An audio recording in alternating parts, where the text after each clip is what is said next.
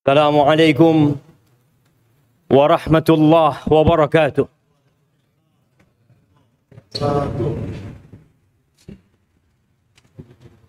Allah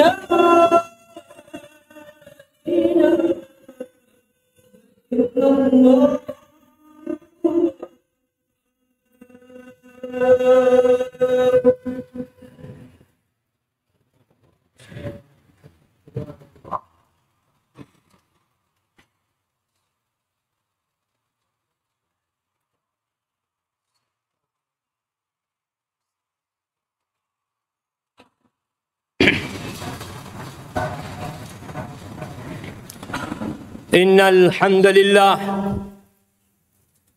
نحمده ونستعينه ونستغفره ونعوذ بالله من شرور أنفسنا وسيئات أعمالنا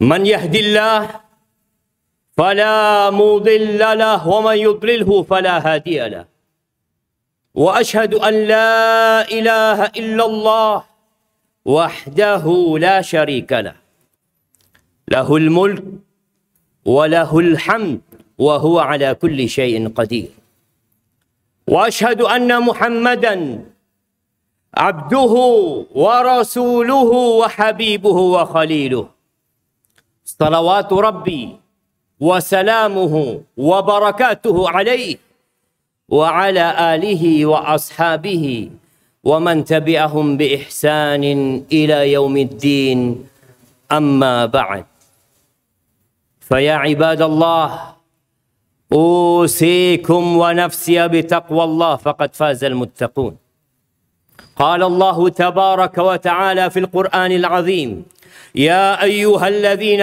آمنوا اتقوا الله حق تقاته ولا تموتن إلا وأنتم مسلمون.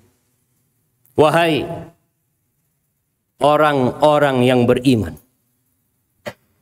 ini seruan Allah hanya untuk yang beriman.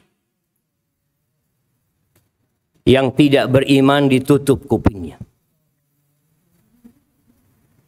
Apa kata Allah? Ittaqullah.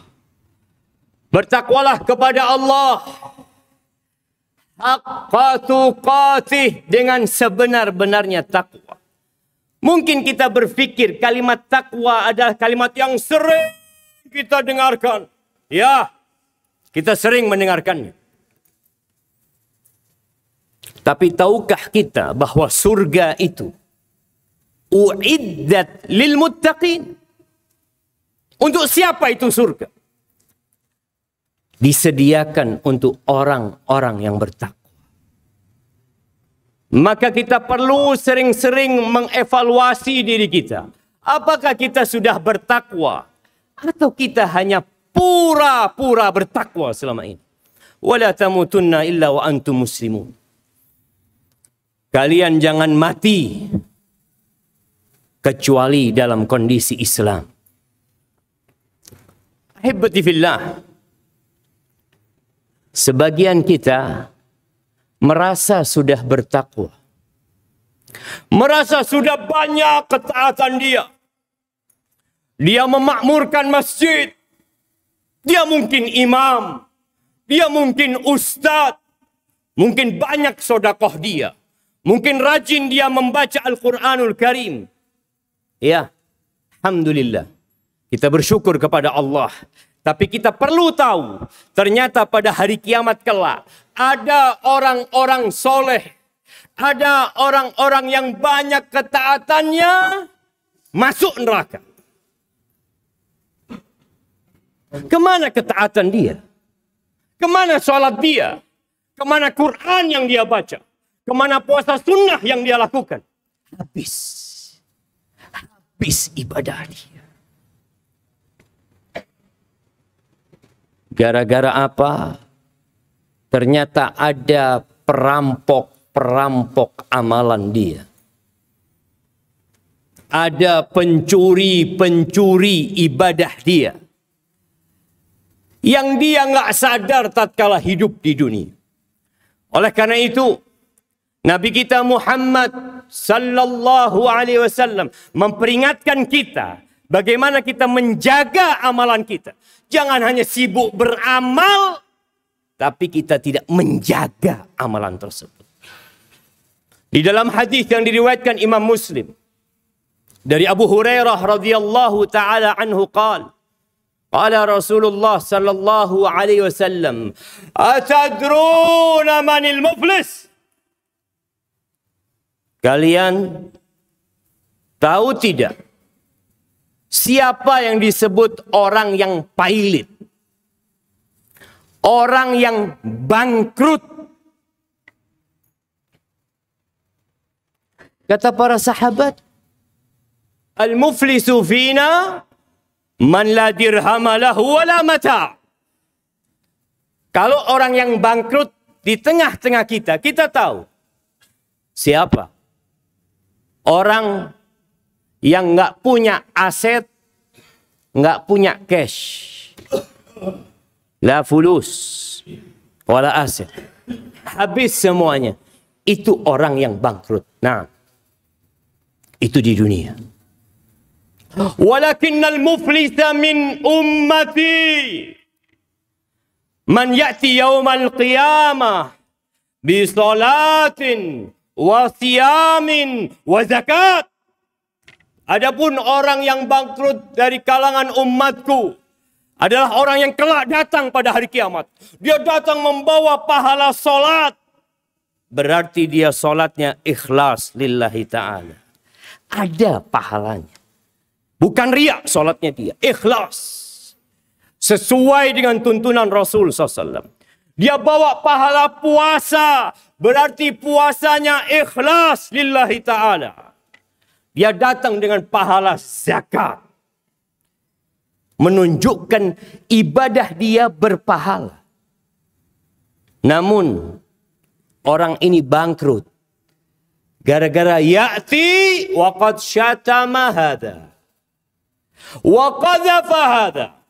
wa akhadha mala hadha wa daraba hadha wa safaqa dama hadha fayu'ta hadha min hasanatihi wa hadha min hasanatihi fa in faniyat hasanatuhu qabla an yuqda alaih ukhidha min sayiatihim thumma turiha alaihi thumma turiha finnar. Dia datang bawa pahala yang banyak. Orang soleh ini, orang baik. Mungkin di mata kita orang ini Masya Allah, alim, ahli ibadah. Tapi ternyata lisannya tidak dijaga. Suka memaki orang. Menggunjingi orang. Menjelek-jelekan orang. Dan juga menuduh orang dengan berzina, menfitnah orang. Wa akhadha mala hadha. Dia ngambil uangnya fulan. Baik itu dengan mencuri atau dengan berhutang yang tidak membayar. Oh, dia juga pernah mungkin mengucurkan darahnya orang, memukul orang. Semuanya orang-orang yang pernah dia zalimi akan datang kepada Allah pada hari kiamat. Dia menuntut kepada fulan. Ini fulan ya Allah. Dia punya banyak pahala. Maka Allah ambil pahala solatnya diberikan kepada fulan. Diberikan kepada fulan. Habis pahala solatnya. Pahala puasanya diberikan kepada fulan. Ternyata banyak orang-orang yang dia sakiti selama ini. Habis pahala puasanya, pahala sodakohnya. Sampai kalau pahala dia semuanya habis. Dan ternyata masih ada orang-orang yang pernah dia zalimi di dunia. Maka dosa orang-orang itu dilemparkan kepada orang yang alim ini. Orang yang soleh ini. Habis pahalanya. Dosanya bertambah. Kemana tempat dia? Wa amma man thaqulat mawazinuhu fahuwa fi 'ishatir radiyah. Wa amma man khaffat mawazinuhu fa ummuhu hawiyah. Wa ma adraka ma hiya narun hamiyah. Selesai neraka tempat dia. Maka ahibati fillah, kita perlu duduk merenungkan orang-orang yang pernah kita zalimi. Dan ternyata yang paling banyak memasukkan ke neraka lisan. Mungkin kita mengatakan alhamdulillah, Anda nggak pernah ngambil uangnya orang, Anda tidak pernah memukul orang, Anda tidak pernah menipu orang. Lisanmu, tulisanmu.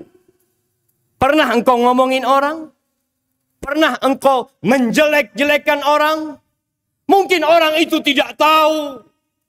Mungkin dia tidak sadar. Lakin Allah tabaraka wa ta'ala allamul ghuyub. Allah tahu dengan semuanya. Maka kita persiapkan. Akan ada persidangan. Yang orang-orang itu akan menuntut kita. Tatkala orang-orang bergerak di padang mahsyar. Mereka hendak menuju ke surga. Apa kata Allah? Waqifuhum. Berhentikan mereka. Berhentikan mereka. Innahum mas'ulun. Mereka harus bertanggung jawab dulu. Ahibati fillah. Kalau kita tidak pandai menjaga lisan kita. Maka sayang kita sholat Jumat hari ini. Kita tidak sholat sebelum tahiyatul masjid masuk. Mungkin ba'da Jumat kita sholat. Ternyata sholat kita berikan kepada orang lain. Mana akal kita? Aqulu qawli hadha. Wa astaghfirullah li walakum wa lisa'il mu'minin wal mu'minat fastaghfiruh. Innahu huwal ghafurur rahim.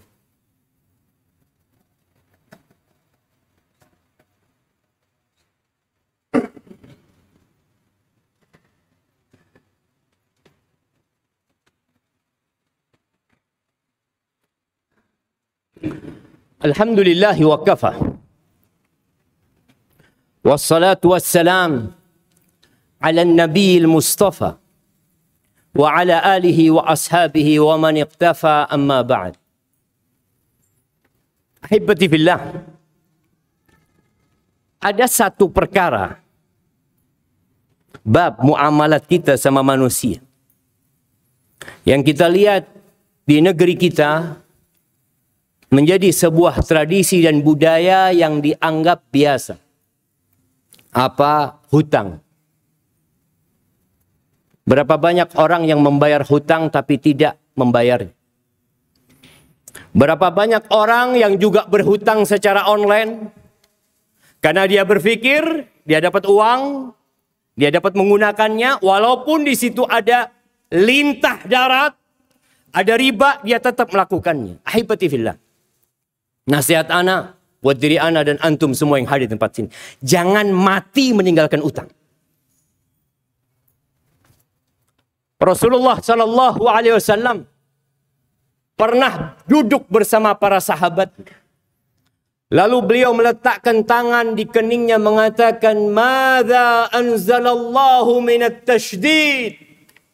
Madza anzalallahu minat tasydid? Apa nih hukuman yang berat yang Allah turunkan? Apa? Para sahabat nggak ada yang berani bertanya. Keesokan harinya ada yang bertanya kepada Nabi SAW, "Ya Rasulullah, apa hukuman berat yang Allah turunkan?" Kata beliau SAW, "Lau anna ar-rajula qatala fi sabilillah, thumma qutila, thumma uhyiya, thumma qatala fi sabilillah, thumma qutila, thumma uhyiya, thumma qatala fi sabilillah, thumma qutila." Kalau ada orang yang berjihad di jalan Allah, berperang, mati syahid. Bayangin, kita tahu pahala orang yang mati syahid. Diampuni dengan awal tetesan darah dia. Kemudian orang ini dihidupkan kembali.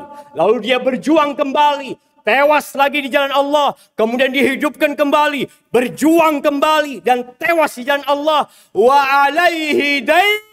Dan dia punya utang. Nggak diampuni dosanya. Orang yang mati syahid. 3 kali mati syahid. Punya utang. Nggak diampuni dosanya. Sedangkan kita menganggap utang itu hal yang remeh. Rasulullah sallallahu alaihi wasallam di dalam doanya, beliau sering mengatakan, "Allahumma inni a'udzubika minal ma'thami wal maghram." Ya Allah, aku berlindung kepadamu dari dosa dan hutang. Beliau berlindung dari hutang. Sedangkan kita bermudah-mudahan berhutang. Rumah berhutang, motor berhutang, handphone berhutang, semuanya berhutang. Ahibati fillah. Man akhadha amwalan nas yuridu ada'aha. Barang siapa yang mengambil uangnya orang, berhutang sama orang dengan niat dia mau membayarnya, adallah anhu. Allah akan melunasi utang dia. Tapi ada orang yang mengambil uangnya orang, berhutang sama orang, dalam hatinya nggak kepingin dia bayar. Apa yang akan terjadi dengan orang ini? Atlafahullah. Allah akan hancurkan orang ini bersama harta. Maka apabila memang harus berhutang, berhutanglah untuk kebutuhan primer kita. Kebutuhan pokok kita. Dan niatkan untuk membayar. Dengan harapan Allah yang melunasi hutang-hutang kita. Yang terakhir, ahibati fillah. Kita masih banyak melihat jamaah hadir setelah khutbah kedua. Hadir setelah khatib naik mimbar. Kenapa jemaah? Apakah begitu sibuknya diri kita sampai panggilan Allah Azza wa Jalla, hayya 'alas salat, hayya 'alas salat, tidak kita gubris?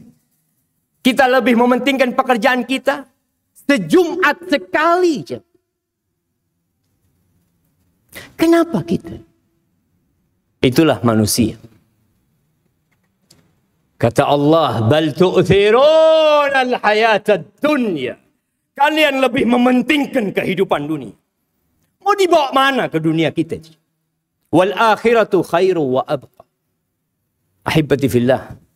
Ada satu surat dalam Al-Quran yang mungkin luput dari bacaan kita. Surat itu namanya surat Al-Jumu'ah. Surat tentang Jumat. Baca surat itu. Supaya kita tahu dengan aturan kita sebagai hamba Allah ketika hadir Jumatan. Ahibati fillah, hari ini harinya bersolawat kepada Nabi alaihi salatu wassalam. Perbanyak salawat kepada Nabi. Innallaha wa malaikatahu yusalluna 'alan nabi ya ayyuhalladzina amanu sallu 'alaihi wa sallimu taslima. Allahumma salli wa sallim wa zid wa barik wa an'im 'ala sayyidina wa maulana Muhammadin wa 'ala alihi wa ashabihi ajma'in. Allahumma ighfir للمؤمنين والمؤمنات والمسلمين والمسلمات الأحياء منهم والأموات إنك سميع قريب مجيب الدعوات. اللهم منزل الكتاب مجري السحاب هازم الأحزاب اهزم أعداءك أعداء الدين يا رب العالمين. اللهم انصر إخواننا المستضعفين في كل مكان. اللهم انصرهم وأيدهم يا رب العالمين. اللهم أصلح ولي أمرنا وولاة أمور المسلمين. اللهم أصلح ولي أمرنا وولاة أمور المسلمين. ربنا ظلمنا أنفسنا وإن لم تغفر لنا وترحمنا لنكونن من الخاسرين. اللهم توفنا مسلمين وألحقنا بالصالحين. ربنا آتنا في الدنيا حسنة وفي الآخرة حسنة وقنا عذاب النار. وسبحان ربك رب العزة عما يصفون وسلام على المرسلين والحمد لله رب العالمين.